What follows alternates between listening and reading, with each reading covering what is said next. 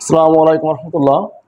স্বাগত তোমাদের সবাইকে এখনকার ছোট্ট একটা ক্লাস এই জন্য বলছি যে এটা বোঝাতে সর্বোচ্চ 1 মিনিট সময় লাগবে, অঙ্কটা করতে 1 মিনিট সময় লাগবে।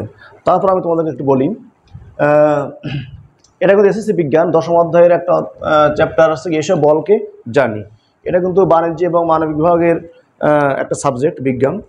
তো সেখানে 10ম অধ্যায়ে এই যে বল নির্ণয়, মানে প্রযুক্ত বল বা ক্রিয়াশীল বল নির্ণয়, এরকম ধরনের অঙ্ক কোন পরীক্ষায় পড়ে গ নম্বরে, এবং সেটা 3 নম্বরের জন্য। সো ক্লাসটা অবশ্যই গুরুত্বপূর্ণ। তো দেখো, একটি বাসের ভর 1500 কেজি এবং বাসটি 4 মিটার পার সেকেন্ড স্কোয়ার সমত্বরণে চলছিল। ওই অবস্থায় বাসটির উপর ক্রিয়ারত বলের মান আমাকে নির্ণয় করতে হবে।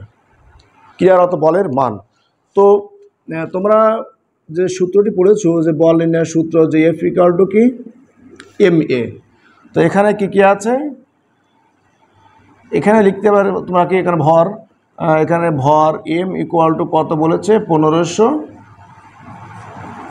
কেজি, ঠিক আছে। আর ত্বরণ, এখানে ত্বরণ বলেছে, ত্বরণ A ইকুয়াল টু বলেছে 4 মিটার পার সেকেন্ড স্কোয়ার, ঠিক আছে। আর ক্রিয়াশীল বল যেটা F বের করতে হবে, F ইকুয়াল টু হট, এটি কিন্তু লিখে নিতে হয়। তো এটা তুমি এখানেও লিখতে পারো, আবার এই সবার উপরেও লিখতে পারো শুরুতেই, ঠিক আছে। তো F ইকুয়াল টু MA। তো M এর মান কত? M এর মান হচ্ছে 1500, আর এর মান হচ্ছে কত, 4। তো এটা গুণ করলে কত হবে, 4 15 60, আর 2টা শূন্য। এবং বলের একক যেহেতু নিউটন, এখানে আমাকে নিউটন লিখে দিতে হবে, তাই না। এটা কিন্তু একক। আর এখানে মান বসানোর ক্ষেত্রে কিন্তু এগুলো না লিখলেও চলবে, লিখলে ভালো হয়, না লিখলেও চলবে, নো প্রবলেম। টিচার তোমাকে নাম্বার দিয়ে দিবে। তো এটা হচ্ছে বল নির্ণয়।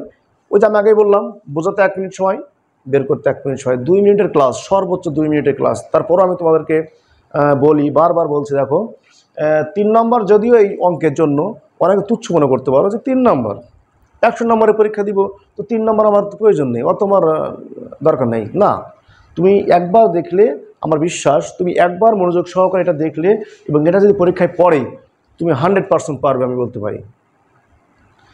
তাহলে এখানে কিন্তু শুধু বল নির্ণয় না, ত্বরণ নির্ণয়ে পড়ে, যে ক্লাস আমি আপলোড করেছি অলরেডি, সেটা তোমরা দেখে নিতে পারো। ত্বরণ নির্ণয় করার ক্ষেত্রে কিন্তু 2-3টা তোমাদের নিয়ম আছে। তোমাদের বইয়ের কথা বলছি আমি, আমি কিন্তু সায়েন্সের পড়াচ্ছি না, আমি কিন্তু সায়েন্সদের ফিজিক্স পড়াচ্ছি না, আমি কিন্তু তোমাদের বিজ্ঞান দেখাচ্ছি। সো তোমাদের জন্য যেটুকু করার দরকার, যেটুকু বলার দরকার, সেটুকু বলেছি, বাদ বাকি তোমাদের নিজের চেষ্টা। তো আজকের মতো এ পর্যন্তই। আগামী ক্লাসে আবারও দেখা হতে পারে। ভালো থাকো, সুস্থ থাকো, আল্লাহ হাফেজ।